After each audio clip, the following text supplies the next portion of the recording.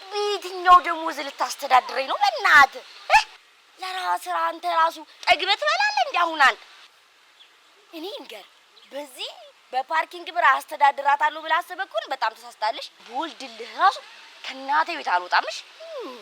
አሎ ወይ ጨረስንና ነው የምትሄጂው? ምን አስበሽ?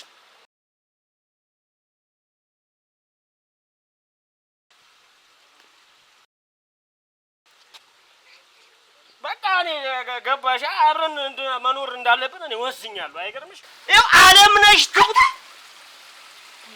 ቋቋምሽ ራሱ እድሜን በሙሉ